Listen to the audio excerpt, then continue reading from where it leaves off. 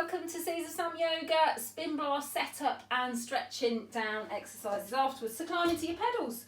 Put your feet into your pedals, get them nice and snug in those pedals. And then you want to pull the strap nice and tight, pull it down. Nice tight strap allows you to drive down, it allows you to pull up as you are cycling. Also, to set up the saddle height, you want to have, so this is how to do it, straighten out through the leg, but have a gentle bend in the knee. Sole of the foot is parallel to the floor. That's your straight leg down, slight bend here. You don't want it stretched out, we don't want it extended, you don't want to bring it up too close to the body.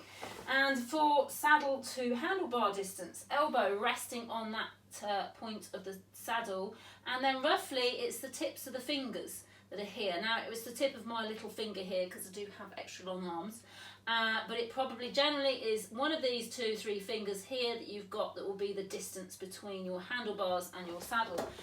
And then height of the handlebars, it's really personal choice. So what you want to be doing is coming down and keeping a nice flat back, as flat as possible. You're going to grip onto these handlebars, you're going to squeeze in those elbows into the edge, and we're keeping that kinetic energy from wobbling all over the place. We're going to allow the rest of that energy to come down as we are spinning through our SpinBlast session.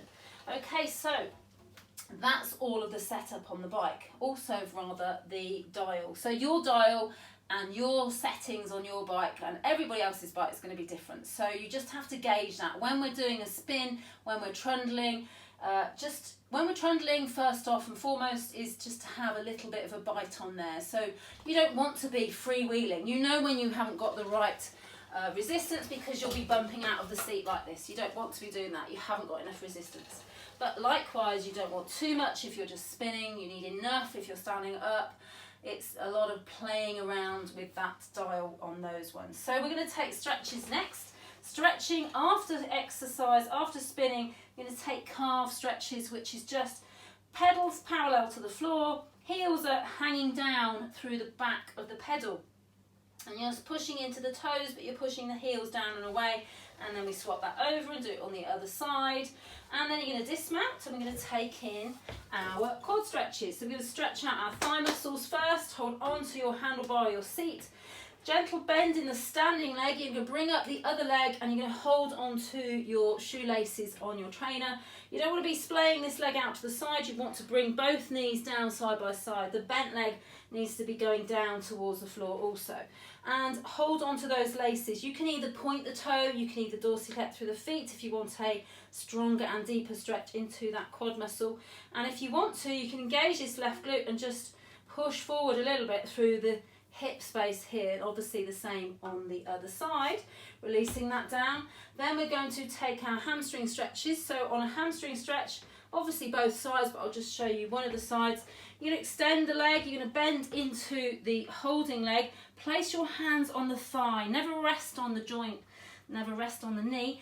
Bend back, push the buttocks away, and either keep that toe down to the floor, it's your choice. You can keep it there, but we have got a straight leg here. We've got a micro bend in this knee. Again, try not to lock the legs out. Or if you don't want to keep it there, or you want a deeper stretch into that hamstring, just gently roll that onto that heel and bring it into a dorsiflexion through the foot. All the time, you're just gently resting here. Notice how we have a flat back whilst we're doing that. So we're supporting that back. Pull in the core, allow that to support it too. And then slightly, if you want, you're pushing the buttocks back and away as well. And actually what I also like to do is just gently wiggle my bottom from side to side, and then you get a little bit of a width of a stretch through that hamstring. Sometimes through the back of the hamstring there, you've got a variety of muscles, and you're just going to stretch through those. Okay, then come back up slowly and gently, nice and tall, so that you don't have a head rush, and we're going to take that onto the other side. And then we have tricep stretch. Reach up through the arm, bring the hand down behind the back of the body, behind the back of the neck. You're going to just take a gentle engagement. Try not to allow the head to be forced forward, keeping it nice and tall. So pull in the pelvic floor, pull in the belly button, support the core, and gently push into your tricep muscle again. Don't hang on to the joint in any way whatsoever. If you are going to pull it into that way, then pull onto the muscle. Don't hang on to the joint.